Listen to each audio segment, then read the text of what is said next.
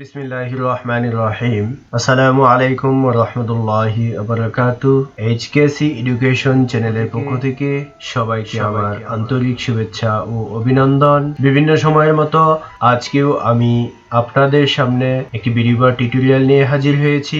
আজকের ভিডিও বা টিউটোরিয়ালটি হলো আপনারা MS ওয়ার্ড ফাইলে কিভাবে সুন্দরভাবে ছোট ছোট করে দানা তৈরি করে একটি ধানের শীষ তৈরি করতে পারেন সেই সম্পর্কে বিস্তারিত আলোচনা। আমার পূর্বেও একটি নৌকার ডিজাইন করা হয়েছিল, আমি তার পরিপ্রেক্ষিতে এখন একটি ধানের শীষ তৈরি করতে যাচ্ছি। তাহলে আর দেরি না করে চলুন শুরু করা যাক আজকের মূল ভিডিওটি। Let's go start now this video.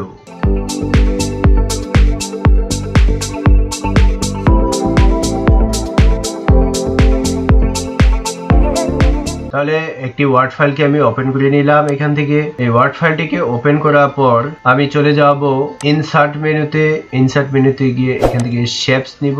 Shapes থেকে আমি এখান থেকে দেখেন ARC এটিকে আমি সিলেক্ট করব। সিলেক্ট করার পর এখানে আমি ক্লিক করে দিলে দেখবেন এইরকম চলে আসবে।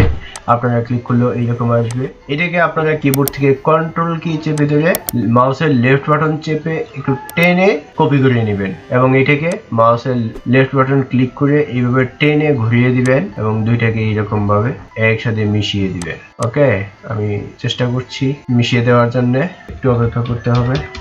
অনেকটা হয়ে গেছে। ওকে, আমার ধানের আকৃতিটা হয়ে গেল একটি। এখন আমি এই দুইটাকে সিলেক্ট করব। মাউসের লেফট বাটন ক্লিক করলাম একটি শেপসের উপর এবং কিবোর্ড থেকে কন্ট্রোল কি চেপে ধরে আরেকটাকে সিলেক্ট করলাম। দুইটাকে সিলেক্ট করার পর আমি চলে যাব ফরম্যাট মেনুতে এবং এইখান থেকে আমি চলে যাব গ্রুপে। গ্রুপ করে দিব এবং আমার দুইটা এখানে একসাথে অ্যাটাচড হয়ে আছে। এখন অনেকটা ধানের আকৃতি দেখা যাচ্ছে। আমি যদি এটাকে কালারটা চেঞ্জ করে দেই, শেপস ফিল কালারটা, তাহলে দেখবেন যে আমার পুরোটা অনেকটা ধানের মতোই দেখা যাচ্ছে। ধানের দানা শস্য দানার মতো অবশ্যই দেখা যাইতেছে।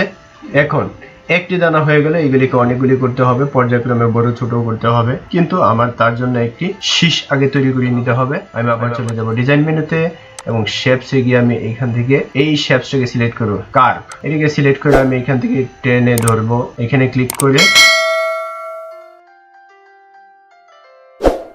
ওকে, এতটুকু আমি আর্ট করে নিলাম। এটাকে ইচ্ছে করলে বড় ছোট করা যাবে, যার যে রকম প্রয়োজন করে নেবে। ওকে, আমি এতটুকু রাখলাম। এখন এই ধানটাকে আমি এটার সাথে মিশিয়ে দিব এরকম। আমি এটাকে যদি একটু ফরম্যাট মেনুতে গিয়ে কালারটাকে আমি এরকম করে দেই এবং একটু মোটা করে দেই।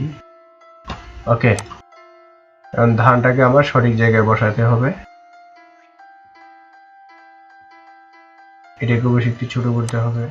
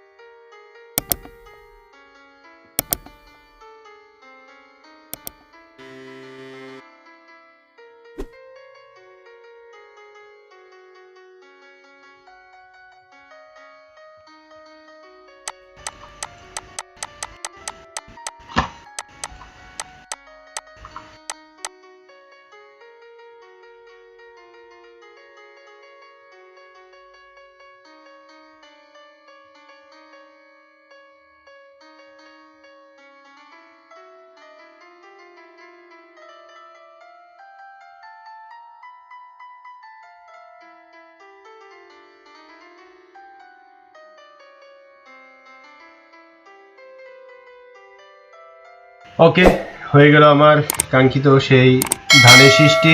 সবুজ গাছের ভিতরে সোনালি ধান। তো কাজগুলি ধৈর্য সহকারে করলে অবশ্যই হবে। আমি এইভাবে দেখালাম, ইচ্ছা করলে আপনারা এটাকে আরো ভিন্নভাবে আরো সুন্দরভাবে তৈরি করতে পারেন। তো ধৈর্য সহকারে আমার এই ভিডিওটি দেখার জন্য সবাইকে অনেক অনেক ধন্যবাদ। আর আমার এই ভিডিওটি দেখে আপনাদের কাছে যদি ভালো লেগে থাকে তাহলে প্লিজ পরবর্তী ভিডিও পাওয়ার জন্য অবশ্যই আমার HKC এডুকেশন চ্যানেলটাকে সাবস্ক্রাইব করবেন, পাশে থাকা বেল বাটনটি বাজিয়ে দিবেন এবং বেশি বেশি করে আমার এই চ্যানেলের ভিডিওগুলিকে লাইক, কমেন্ট এবং শেয়ার করবেন। সবাইকে ধন্যবাদ জানিয়ে এবং সবার সুস্বাস্থ্য কামনা করে আজকের ভিডিও থেকে এখনই বিদায় নিচ্ছি। দেখা হবে পরবর্তী অন্য কোনো ভিডিও বা টিউটোরিয়ালে। আসসালামু আলাইকুম ওয়া রাহমাতুল্লাহি ওয়া বারাকাতুহু।